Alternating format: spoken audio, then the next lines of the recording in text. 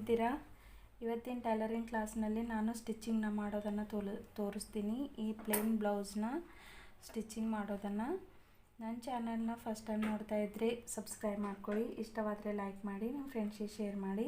ಪಕ್ಕದಲ್ಲಿರೋ ಬೆಲ್ ಬಟನ್ನ ಆಲ್ ಅಂತ ಕ್ಲಿಕ್ ಮಾಡಿದರೆ ನಿಮಗೆ ನಾನು ಹಾಕೋ ವಿಡಿಯೋಗಳನ್ನು ನೋಟಿಫಿಕೇಷನ್ ಬರುತ್ತೆ, ನೀವು ನೋಡ್ಬೋದು. ಈ ಕಟ್ಟಿಂಗ್ ವಿಡಿಯೋನ ನಿಮಗೆ ಡಿಸ್ಕ್ರಿಪ್ಷನ್ ಬಾಕ್ಸ್ನಲ್ಲಿ ಲಿಂಕ್ ಕೊಡ್ತೀನಿ, ನೋಡ್ಕೊಳ್ಬೋದು. ಯಾವುದೇ ವಿಡಿಯೋ ಆಗಲಿ ನೀವು ಸ್ಕಿಪ್ ಮಾಡದೆ ನೋಡಿದರೆ ನಿಮಗೆ ಚೆನ್ನಾಗಿ ಅರ್ಥ ಆಗುತ್ತೆ. ಈ ಪಾರ್ಟ್ಸ್ಗಳನ್ನೆಲ್ಲ ತೆಗೆದು ನಾನೀಗ ಫಸ್ಟ್ ಬ್ಯಾಕ್ ಪಾರ್ಟ್ನ ರೆಡಿ ಮಾಡ್ಕೊಳ್ತೀನಿ.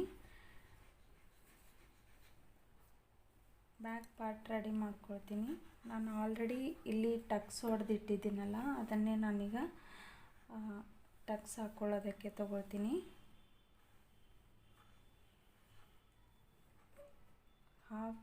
ಹಾಫ್ ಇಂಚಿಗೆ ನಾನು ಟಕ್ಸ್ ಹಾಕ್ಕೊಳ್ಬೇಕು.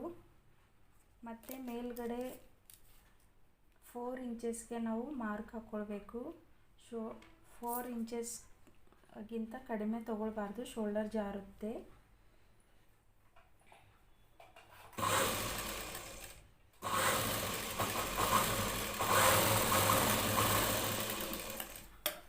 ಸ್ವಲ್ಪ ದಾರ ಇಟ್ಟು ಕಟ್ ಮಾಡ್ಕೊಳ್ಬೇಕು, ಇಲ್ಲಾಂದರೆ ಬಿಚ್ಚೋಗುತ್ತೆ.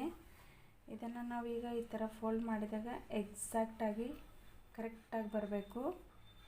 ಹೌದು, ಅವ್ರವ್ರ ಸೈಜ್ಗೆ ಅವ್ರವರಿಗೆ ಕರೆಕ್ಟಾಗಿ ಬರುತ್ತೆ. ಈ ಥರ ಹಾಕ್ಕೊಂಡಿದ್ರೆ ನಿಮಗೆ ಎಲ್ಲಿ ಏನು ಹೇಗೆ ಹಾಕ್ಕೊಳ್ಬೇಕು ಅನ್ನೋ ಟೆನ್ಷನ್ ಏನಿರೋದಿಲ್ಲ.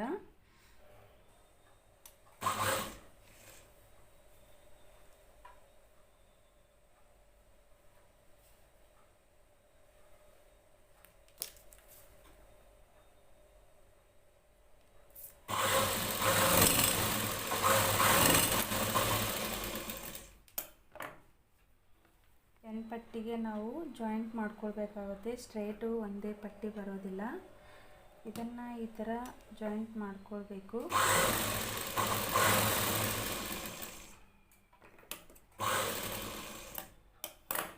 ಇದ್ರ ಮೇಲ್ಗಡೆ ಮತ್ತೊಂದು ಸ್ಟಿಚ್ ಮಾಡಬೇಕು.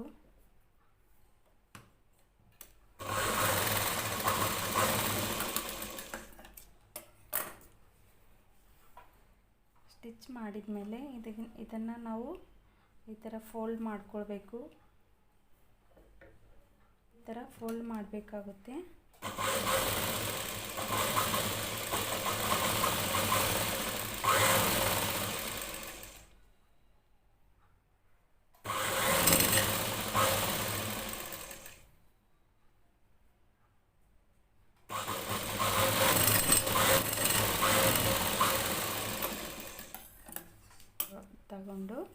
ತೆಗೆದುಕೊಂಡು ಈ ಥರ ಮೇಲ್ಗಡೆ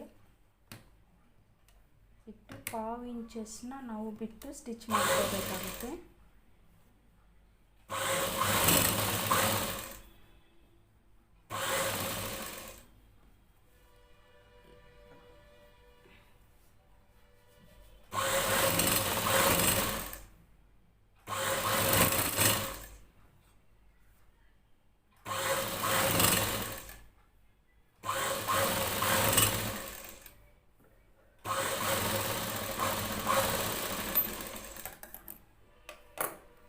ಇದನ್ನು ಮತ್ತೊಂದು ಸಾರಿ ಈ ಥರ ತಿರುಗಿಸಿ ಮತ್ತೊಂದು ಸ್ಟಿಚ್ ಮೇಲ್ಗಡೆ ಹಾಕಿಕೊಳ್ಬೇಕು.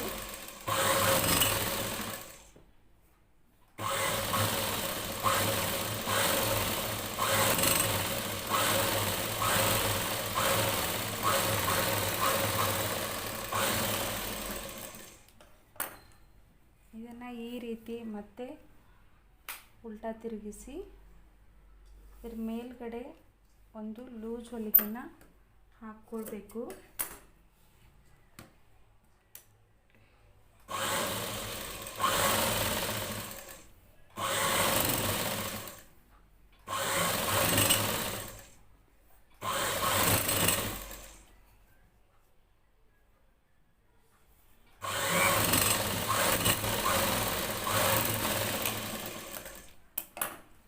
ಹೆಚ್ಚು ಕಡಿಮೆ ಆಗಿದ್ದರೆ ನಾವು ಇದನ್ನು ಸೈಡ್ಗೆ ಕತ್ತರಿಸಿ ತೆಗಿಬೇಕು.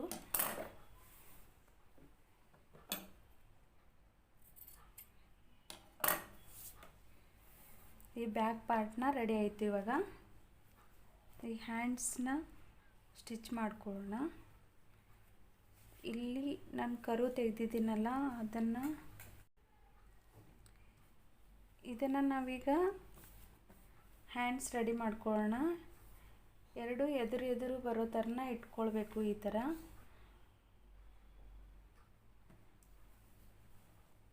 ಇಟ್ಕೊಂಡ್ಮೇಲೆ ನಾನು ಇಲ್ಲಿ ಆಲ್ರೆಡಿ ಟಕ್ಸ್ ಹಾಕಿದ್ದೀನಲ್ಲ ಅಲ್ಲಿಗೆ ಫೋಲ್ಡ್ ಮಾಡಬೇಕು. ಈ ಎಡ್ಜ್ ಇದೆಯಲ್ಲ ಇದು ಈ ಥರ ಈ ಎಡ್ಜ್ನ ಕರೆಕ್ಟಾಗಿ ಈ ಥರ ಬಂದಿದ್ರ ಸಲುವಾಗಿ ನಾನು ಮತ್ತೊಂದು ಸಲ ಫೋಲ್ಡ್ ಮಾಡಿಕೊಡೋ ಅವಶ್ಯಕತೆ ಇಲ್ಲ, ಡೈರೆಕ್ಟ್ ಹಾಕ್ತೀನಿ.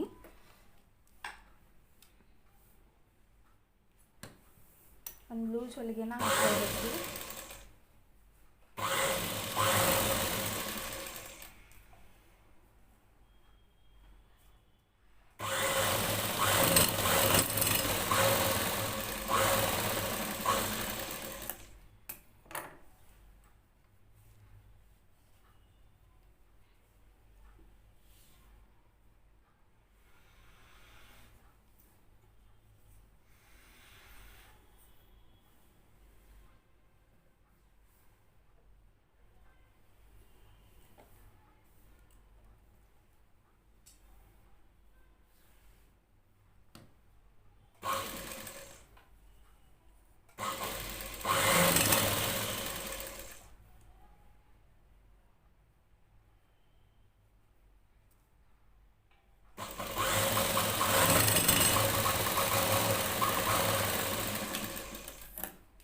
ಹ್ಯಾಂಡ್ಸ್ನ ರೆಡಿ. ಈ ಲೂಸ್ ಹೊಲಿಗೆನ ಬಿಚ್ಚಿ ಹೆಮ್ಮಿಂಗ್ ಮಾಡಿ ನಾವು ಈ ಲೂಸ್ ಹೊಲಿಗೆನ ಬಿಚ್ಕೊಳ್ಬೇಕು.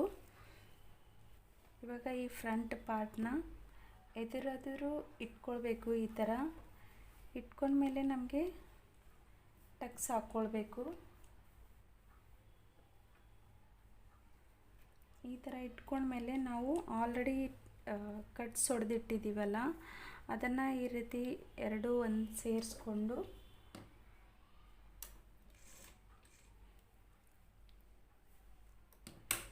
ಈ ಶೋಲ್ಡರ್ನ ಈ ರೀತಿ ಜಾಯಿಂಟ್ ಮಾಡಿಕೊಂಡು ಸರಿಯಾಗಿ ಮಾಡ್ಕೊಂಡ್ಮೇಲೆ ನಾವು ಇಲ್ಲಿಂದ 2ವರೆಗೆ ನಾನು ಈ ಟಕ್ಸ್ ಮಾರ್ಕ್ನ ಹಾಕ್ಕೊಳ್ತೀನಿ.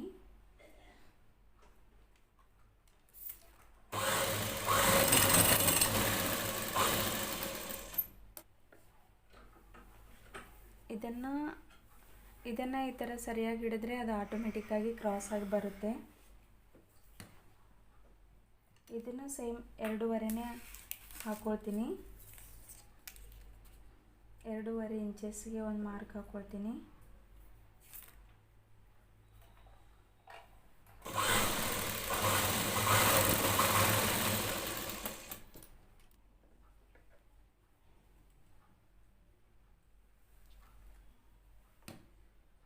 ಇದು ಎಷ್ಟು ಅಂತಿಲ್ಲ, ಈ ಟ್ಯಾಕ್ಸಿಂದ ಎಷ್ಟು ಅಂತರ ಗ್ಯಾಪ್ ಇರುತ್ತೇನೋ ಅಷ್ಟೇ ಗ್ಯಾಪ್ನ ಇಲ್ಲಿ ಇವೆರಡಕ್ಕೆ ಇರೋ ಥರ ಮಾರ್ಕ್ ಹಾಕ್ಕೊಳ್ಬೇಕು.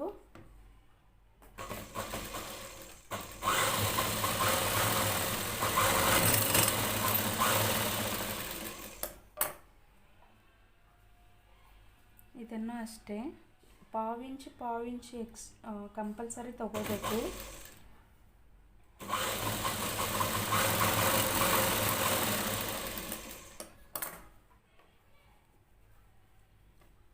ಒಂದು ಪಾರ್ಟ್ಸ್ ರೆಡಿ ಆಯಿತು.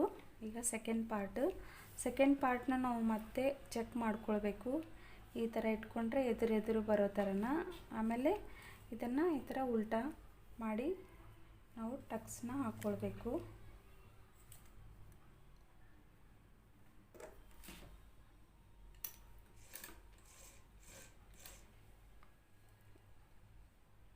ಇದೇ ರೀತಿ ಇದು ಶೋಲ್ಡರ್ನ ಈ ಥರ ಸರಿ ಮಾಡ್ಕೊಳ್ಬೇಕು.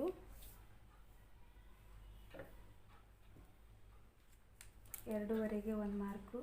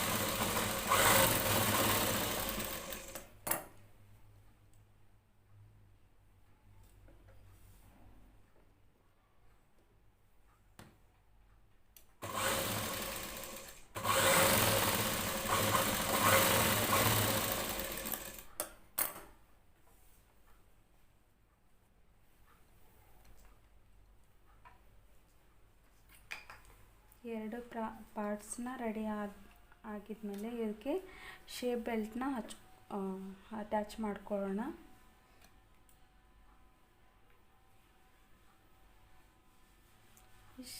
ಇದಕ್ಕೆ single blouse, plain blouse single ಆಗಿರೋದ್ರಿಂದ ನಾವು ಎರಡು ಮಾತ್ರ ಕ್ರಾಸ್ ಬೆಲ್ಟ್ ಬರುತ್ತೆ, ಕೆಳಗಡೆ ಒಂದು ಮೇಲ್ಗಡೆ ಒಂದು.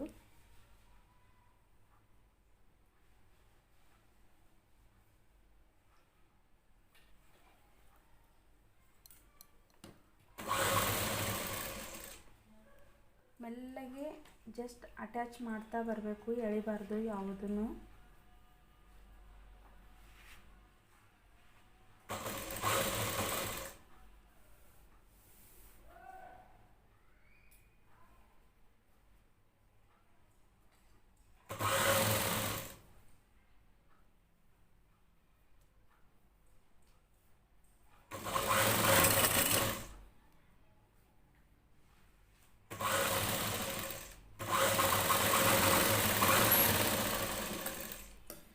ಮತ್ತು ಇನ್ನೊಂದು ಸ್ಟಿಚ್ ಹಾಕ್ಕೊಳ್ಬೇಕು ಇದ್ರ ಮೇಲ್ಗಡೆ.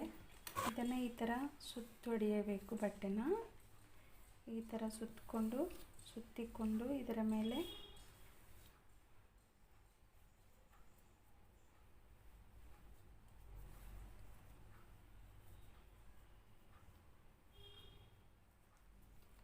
ಎರಡು ಮುಕ್ಕಾಲು ಭಾಗಕ್ಕೆ ನಾವು ಒಂದು ಮಾರ್ಕ್ನ ಹಾಕ್ಕೊಳ್ಬೇಕು.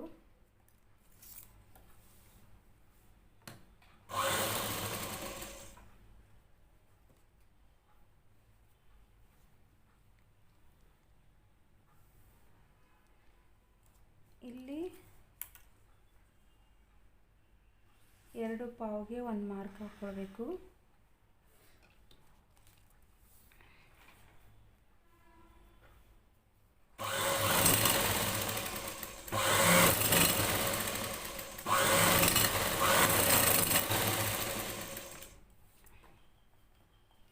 ಇದ್ರ ಮೇಲ್ಗಡೆ ಇನ್ನೊಂದು ಸ್ಟಿಚ್ ಮಾಡ್ಕೊಳ್ಬೇಕು. ನಾವೀಗ ಉಲ್ಟಾ ತಿರುಗಿಸ್ಕೊಳ್ಬೇಕು.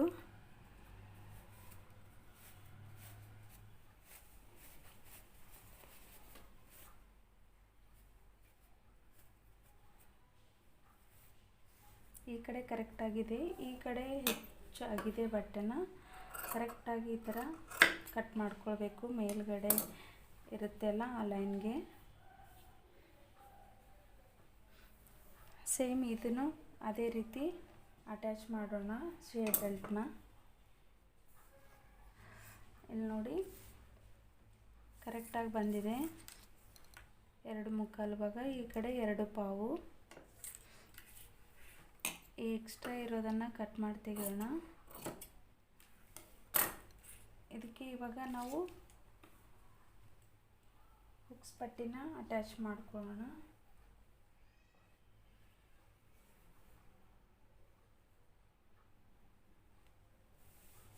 ಹುಕ್ಸ್ ಪಟ್ಟಿ ಮೇಲೆ ನಾನು ಇದು ಕ್ಲಾತ್ನ ಸರಿಯಾಗಿ ಇಟ್ಟಿದ ಮೇಲೆ ಇಟ್ಕೊಂಡಿದ ಮೇಲೆ ಮೇಲ್ಗಡೆ ಇಟ್ಟು ಅಟ್ಯಾಚ್ ಮಾಡಬೇಕು ನಾನು.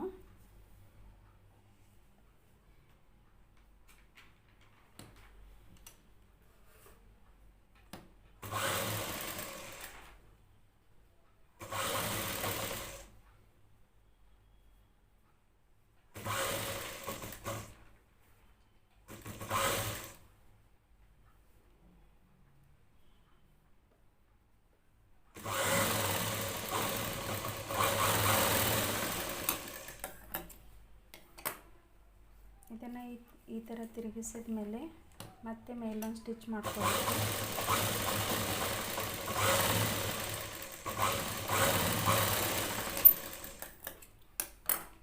ತಿರುಗಿಸಿದ ಮೇಲೆ ಮತ್ತೆ ಇದನ್ನು ಒಂದು ಫೋಲ್ಡ್ ಮಾಡಿ ಮತ್ತೆ ಇನ್ನೊಂದು ಫೋಲ್ಡ್ ಮಾಡಿ ಇದನ್ನು ಸ್ಟಿಚ್ ಮಾಡ್ಕೊಳ್ಬೇಕು. ಇವಾಗ ಫಸ್ಟ್ ಲಾಕ್ ಮಾಡಬೇಕು. ಲಾಕ್ ಮಾಡಿದ ಮೇಲೆ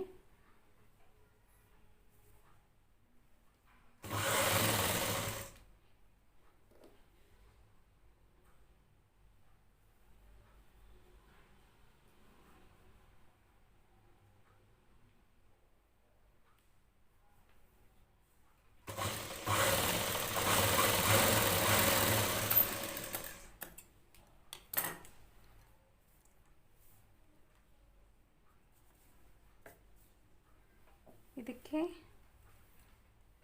ಹುಕ್ಸ್ ಪಟ್ಟಿನ ಕಾಜಾ ಪಟ್ಟಿನ ಇಟ್ಕೊಳ್ಳೋಣ.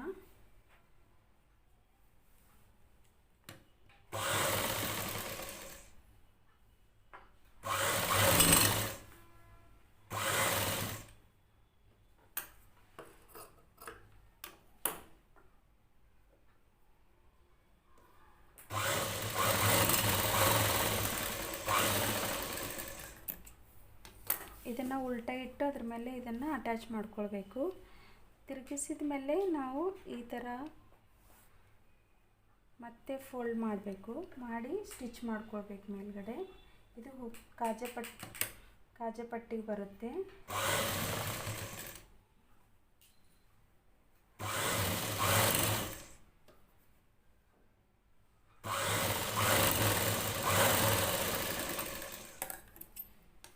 ಇಲ್ಲಿ ಮತ್ತೊಂದು ಸ್ಟಿಚ್ ಮಾಡಬೇಕು, ಇದರ ಎರಡರ ಮಧ್ಯದಲ್ಲಿ ಕಾಜಾ ಮಾಡ್ಕೊಳ್ಳೋಕ್ಕೆ.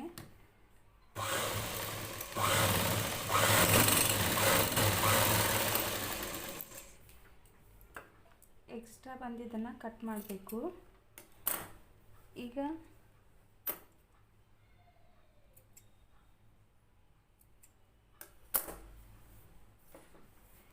ಈ ಹುಕ್ಸ್ ಪಟ್ಟಿ ಇದ್ರ ಸೈಜ್ನಲ್ಲೇ ಬಂದಿದೆನಾ ಇಲ್ಲ ಅಂತ ಚೆಕ್ ಮಾಡ್ಕೊಳ್ಬೇಕು. ನಮಗೆ ಇಲ್ಲಿ ಎಕ್ಸ್ಟ್ರಾ ಆಗಿದೆ. ಈ ಹುಕ್ಸ್ ಪಟ್ಟಿ ಯಾವಾಗಲೂ ಸ್ವಲ್ಪ ಹೆಚ್ಚಿಗೆ ಬರೋದು, ಅದಕ್ಕೆ ನಾವಿಲ್ಲಿ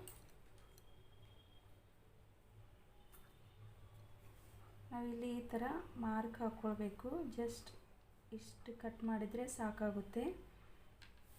ನೋಡಿ ಇಷ್ಟು.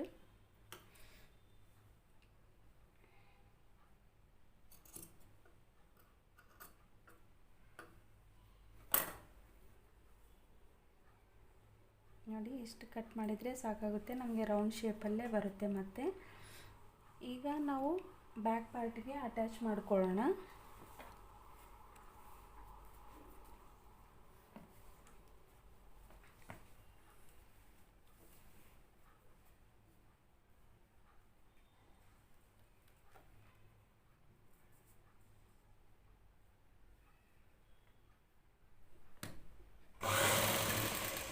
ಇಲ್ಲಿ ಶೋಲ್ಡರ್ನಲ್ಲಿ 1/2 ಇಂಚ್ ಬಿಟ್ಟು ನಾವು ಸ್ಟಿಚ್ ಮಾಡ್ಕೊಳ್ಬೇಕು. 2 ಸ್ಟಿಚ್ ಮಾಡ್ಕೊಳ್ಬೇಕಿಲ್ಲಿ.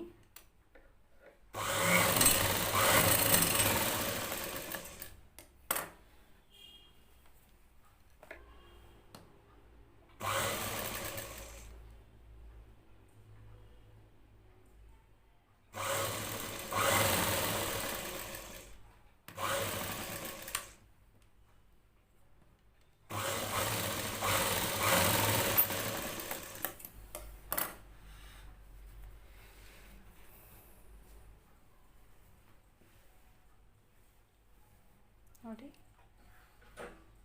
ಇಲ್ಲಿ ಸ್ವಲ್ಪ ಹೆಚ್ಚಿಗೆ ಆಗಿದೆ. ಇದನ್ನು ನಾವು ಜಸ್ಟ್ ಈ ರೀತಿ ಸೆಟ್ ಮಾಡ್ಕೊಳ್ಬೇಕು.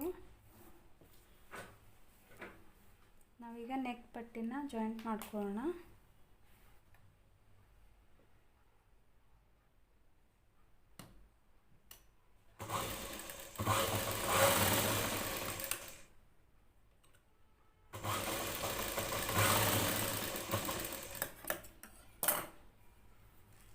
ನೋಡಿ ಜಾಯಿಂಟ್ ಮಾಡಿದ ಮೇಲೆ ಎಕ್ಸಾಕ್ಟಾಗಿ ಈ ರೀತಿ ಬರುತ್ತೆ. ಕ್ರಾಸ್ ಇದ್ದಿದ್ದನ್ನು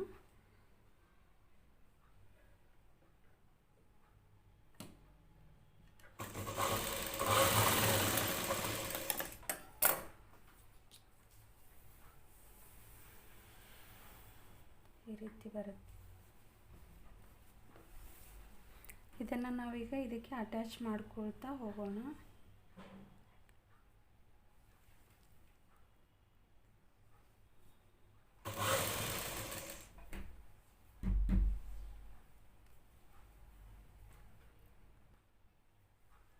ಇದನ್ನು ಈ ರೀತಿ ಅಟ್ಯಾಚ್ ಮಾಡ್ತಾ ಬರಬೇಕು.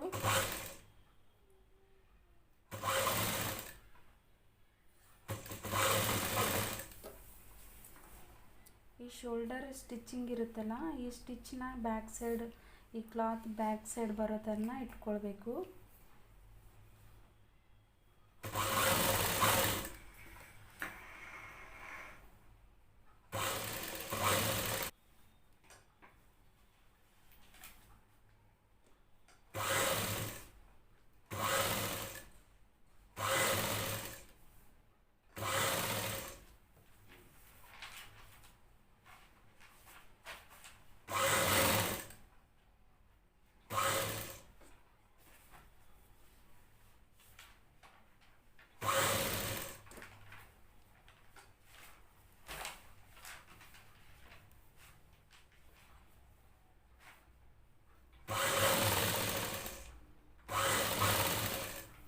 ಇದನ್ನು ಅಷ್ಟೇ, ಇದನ್ನು ಹಿಂದ್ಗಡೆ ಇರೋ ಥರನೇ ಮಾಡ್ಕೊಳ್ಬೇಕು. ಒಂದು ಹಿಂದ್ಗಡೆ ಒಂದು ಮುಂದ್ಗಡೆ ಇದ್ದರೆ ಒಂಥರ ಟೈಟಾಗಿ ಎಳ್ದಂಗೆ ಆಗುತ್ತೆ.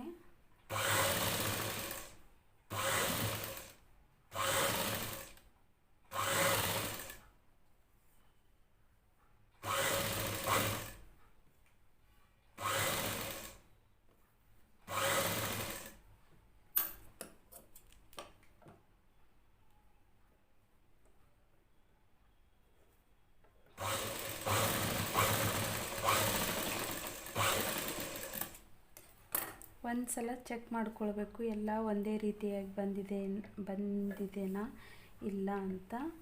ಚೆಕ್ ಮಾಡಿಕೊಂಡಾಗ ಗೊತ್ತಾಗುತ್ತೆ ಎಲ್ಲ ಒಂದೇ ರೀತಿಯಾಗಿ ಬಂದಿದೆ. ಇದನ್ನು ನಾನು ಮಧ್ಯದಲ್ಲಿ ಕಟ್ಸ್ ಹೊಡ್ಕೊಳ್ತೀನಿ. ಅದು ಸರಿಯಾಗಿ ಈ ಥರ ಫೋಲ್ಡ್ ಮಾಡಿದಾಗ ಕರೆಕ್ಟಾಗಿ ಬರುತ್ತೆ. ಮೆಲ್ಲಗೆ ಕಟ್ ಮಾಡ್ಕೊಳ್ಬೇಕು. ದಾರ ಸ್ಟಿಚ್ ಇರುತ್ತೆಲ್ಲ ಅಲ್ಲಿವರೆಗೂ ಕಟ್ ಮಾಡಬಾರ್ದು, ದಾರದ ಮೇಲೆ ಹೋಗೋ ಥರ ಕಟ್ ಮಾಡಬಾರ್ದು. ದಾರ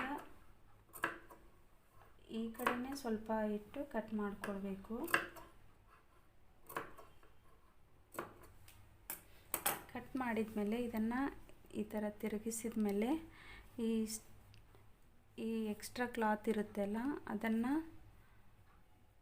ಈ ಥರ ಫೋಲ್ಡ್ ಮಾಡ್ಕೊಳ್ಬೇಕು. ಫೋಲ್ಡ್ ಮಾಡಿದ ಮೇಲೆ ನಮಗೆ ಈ ಥರ ಒಂದೇ ಲೆವೆಲ್ನಲ್ಲಿ ಬರೋ ಥರನ ಇಟ್ಕೊಂಡು ಇದ್ರ ಮೇಲ್ಗಡೆ ಒಂದು ಸ್ಟಿಚ್ ಮಾಡಬೇಕು.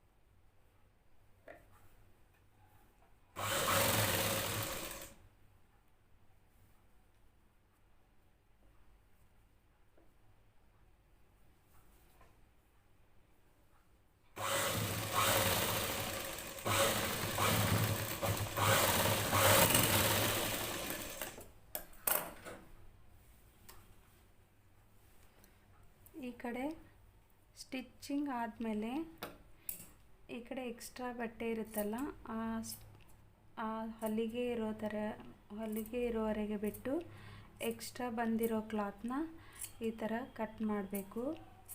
ಕಟ್ ಮಾಡಿದ ಮೇಲೆ ನಮಗೆ ಬಿಗಿನರ್ಸ್ ಆದರೆ ಇದನ್ನು ತಿರುಗಿಸಿ ಇನ್ನೊಂದು ಸ್ಟಿಚ್ ಇದರ ಮೇಲ್ಗಡೆ ಹಾಕಿಕೊಂಡು ಆಮೇಲೆ ಹೆಮ್ಮಿಂಗ್ ಮಾಡ್ಕೊಳ್ಬೇಕು. ಈ ಥರ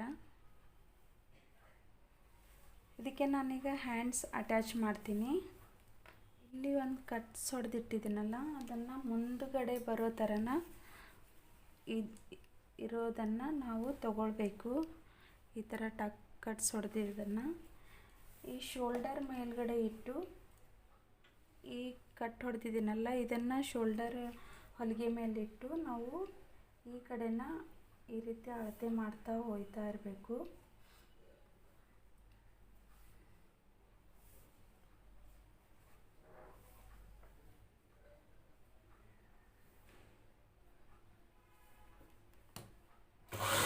ಹಾಫ್ ಇಂಚ್ ಬಿಟ್ಟು ನಾವು ಒಂದೊಂದು ಸ್ಟಿಚ್ ಮಾಡ್ತಾ ಬರಬೇಕು.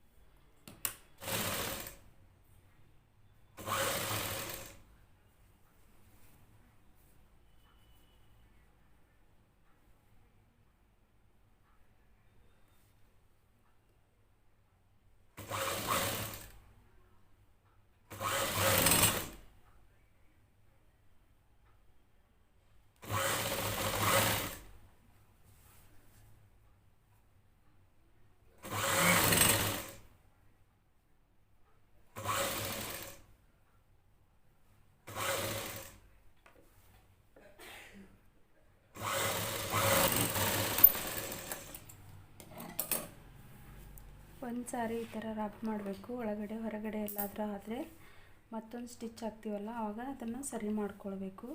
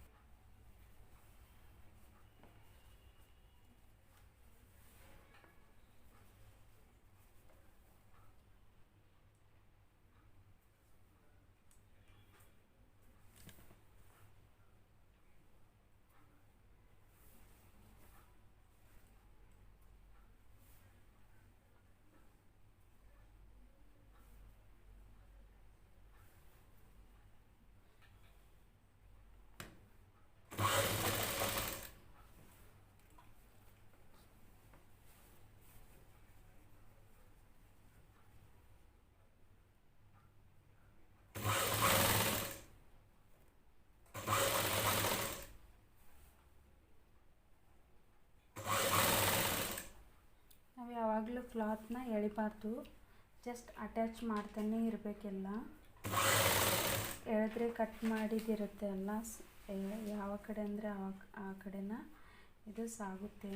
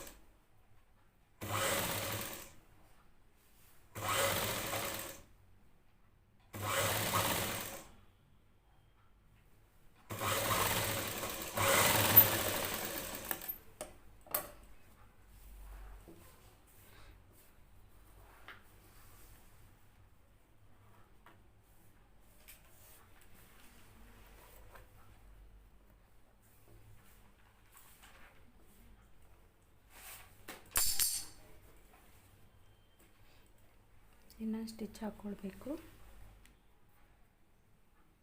ನಮಗೆ ಈ ರೀತಿ ಚೆಕ್ ಮಾಡಿದಾಗ ಎರಡು ಸಮಾನಾಗಿ ಬರಬೇಕು. ಈ ರೀತಿ ನಾವೀಗ ಮಾರ್ಕ್ ಹಾಕ್ಕೊಳ್ಳೋಣ. ನಮಗೆ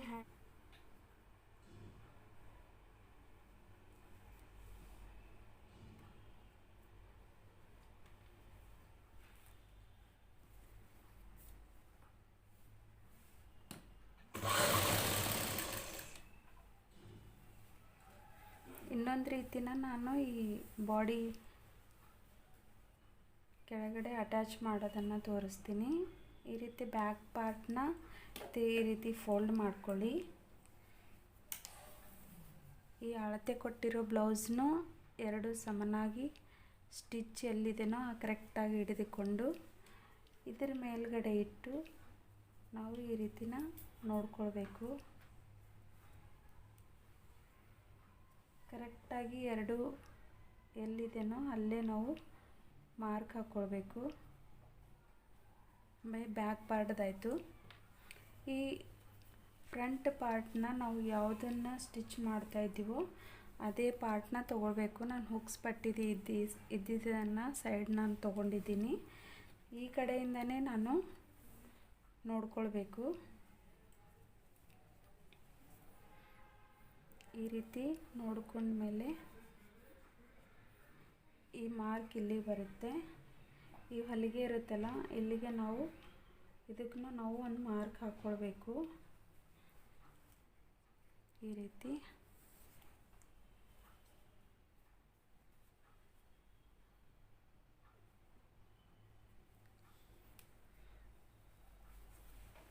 ಇದನ್ನು ನಿಮಗೀಗ ಹೇಗೆ ಸ್ಟಿಚ್ ಮಾಡ್ಕೊಳ್ಬೇಕು ಮೇಲಿಂದ ಕೆಳಗಡೆ ಅಂತ ತೋರಿಸ್ತೀನಿ.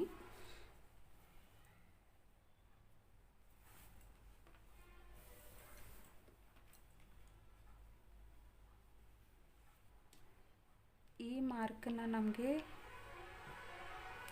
ಇಲ್ಲಿ ಬಂದಿದೆ ಅಲ್ಲ, ಇದನ್ನು ಇಲ್ಲಿ ಬಂದಿದೆ.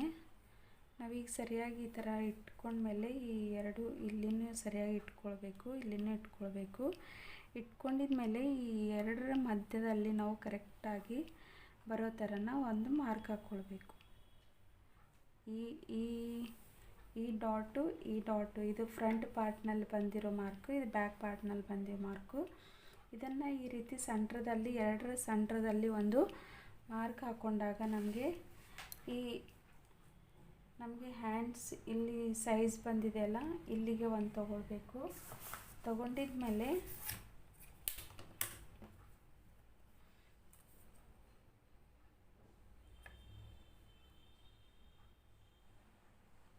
ಈ ರೀತಿ ಒಂದು ಲೈನ್ನ ಹೊಡೆದುಕೊಳ್ಬೇಕು.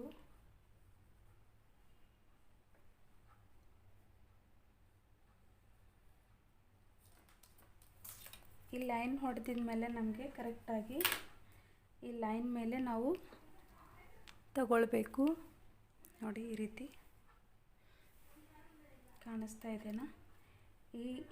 ಇಲ್ಲಿಂದ ಇಲ್ಲಿಗೆ ನಾವು ತಗೊಳ್ಬೇಕು. ಈ ಮಾರ್ಕ್ನ ನಾವು ಇಲ್ಲಿ ಹೇಗೆ ತಗೊಳ್ಬೇಕು ಅಂದರೆ, ಈ ಶೋಲ್ಡರ್ ಇರುತ್ತೆ ಅಲ್ಲ, ಇದು ಜಾಯಿಂಟು, ಇಲ್ಲಿಂದ ನಾವು ಇಲ್ಲಿ ಮೇಲ್ಗಡೆ ಈ ರೀತಿ ಹೊಲಿಗೆ ಇರುತ್ತಲ್ಲ ಬಾಗಲಲ್ಲಿ, ಅದನ್ನು ನೋಡ್ಕೊಳ್ಬೇಕು. ಇಲ್ಲಿನೂ ಸೇಮ್ ಅದೇ ರೀತಿ ತಗೊಳ್ಬೇಕು ನಾವು. ಅಲ್ಲಿ ಇಟ್ಟಿದ ಮೇಲೆ ಇಲ್ಲಿಗೆ ನಾವು ನೋಡ್ಕೊಳ್ಬೇಕು. ಎಕ್ಸಾಕ್ಟಾಗಿ ಬಂದಿದಿರುತ್ತೆ ನೋಡಿ.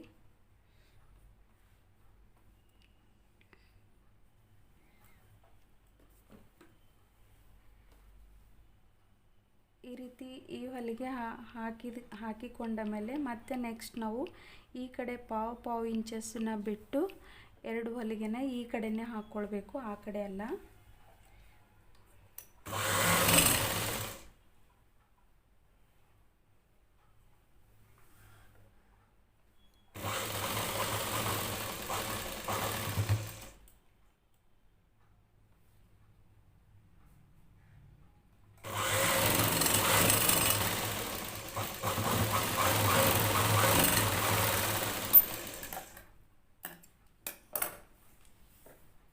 ನೋಡಿ, ಈ ಕಡೆನೂ ಸೇಮ್ ಅದೇ ರೀತಿ ತೋರಿಸ್ತೀನಿ.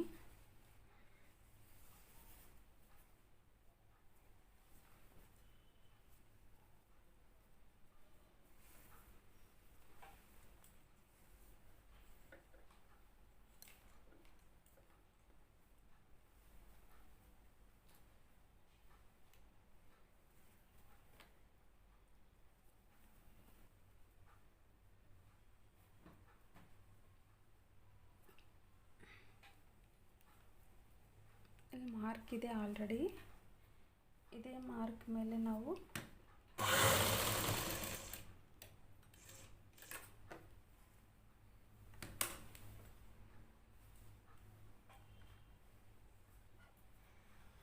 ಈ ಬ್ಯಾಕ್ ಆಲ್ರೆಡಿ ನಾನಿಲ್ಲಿ ಮಾರ್ಕ್ ಹಾಕಿದ್ದೀನಲ್ಲ, ತೋರಿಸಿದ್ದೀನಲ್ಲ, ಅದು ನಿಮಗೆ ಫ್ರಂಟ್ ಕಾಣಿಸೋ ಸಲುವಾಗಿ ಮೇಲ್ಗಡೆ ಹಾಕಿ ತೋರಿಸ್ತಾ ಇದ್ದೀನಿ. ಇದನ್ನು ಈ ಕಡೆ ಬಂದಿದೆ, ಇದನ್ನು ಈ ಕಡೆ ಬಂದಿದೆ. ನಾವೀಗ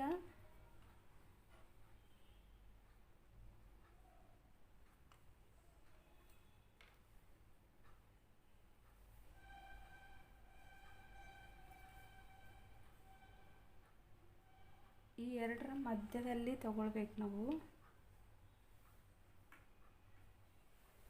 ಈ ರೀತಿ.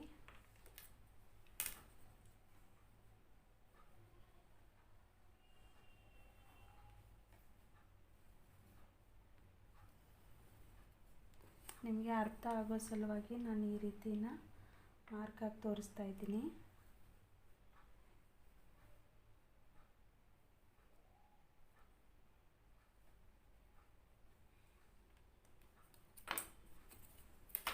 ನೋಡಿ, ಇದೇ ರೀತಿ ನಾವೀಗ ಒಂದು ಸ್ಟಿಚ್ ಮಾಡ್ಕೊಳ್ಬೇಕು.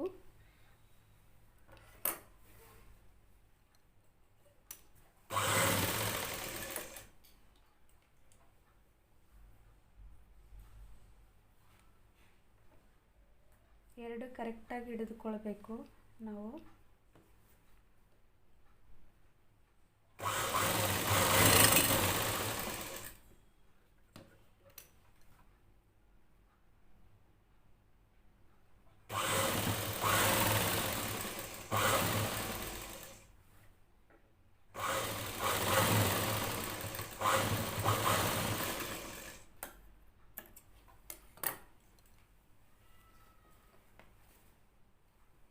ರೀತಿ ಕರೆಕ್ಟಾಗಿ ಲೈನ್ ಮೇಲೆ ಸ್ಟಿಚ್ ಮಾಡ್ಕೊಂಡಿದ್ಮೇಲೆ ನಮಗೆ ಇದನ್ನು ನಾವು ಹೊಟ್ಟೆ ಸುತ್ತಳತೆನ ನೋಡ್ಕೊಳ್ಬೇಕು, ಚೆಕ್ ಮಾಡ್ಕೊಳ್ಬೇಕು. ಹೆಚ್ಚು ಕಡಿಮೆ ಏನಾದರೂ ಆದರೆ ನಾವು ಸ್ವಲ್ಪ ಮತ್ತೊಂದು ಸ್ಟಿಚ್ ಹಾಕ್ಕೊಳ್ಬೇಕು, ಇಲ್ಲಾಂದರೆ ಇಲ್ಲ. ನೋಡಿ, ಹಿಂದ್ಗಡೆ ಮುಂದ್ಗಡೆ ಆಗ್ಬೋದು, ಅದಕ್ಕೇನು ಪ್ರಾಬ್ಲಮ್ ಏನಿಲ್ಲ.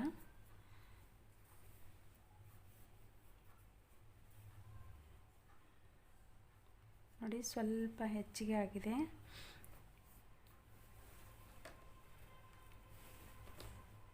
ನಾವೀಗ ಇಲ್ಲಿ ಚೆಕ್ ಮಾಡ್ಕೊಳ್ಬೇಕು.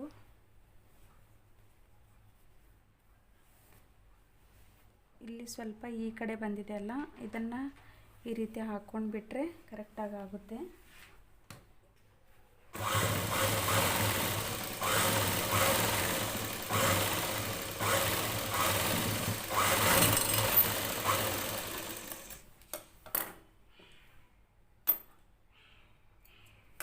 ನಾವು 3 ಸ್ಟಿಚಸ್ನ ಹಾಕೋದು. ನೋಡಿ, ಈ ರೀತಿ ಹ್ಯಾಂಡ್ ಜಾಯಿಂಟ್ ಮಾಡಿದಾಗ ನಮಗೆ ಸ್ವಲ್ಪ 1/2 ಇಂಚು ಆ ಥರ ಹೆಚ್ಚಿಗಾದರೂ ಪರವಾಗಿಲ್ಲ, ಆದರೆ ಕಡಿಮೆ ಬೀಳಬಾರದು.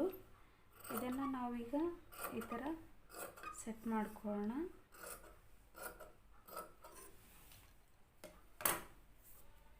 ನೋಡಿ,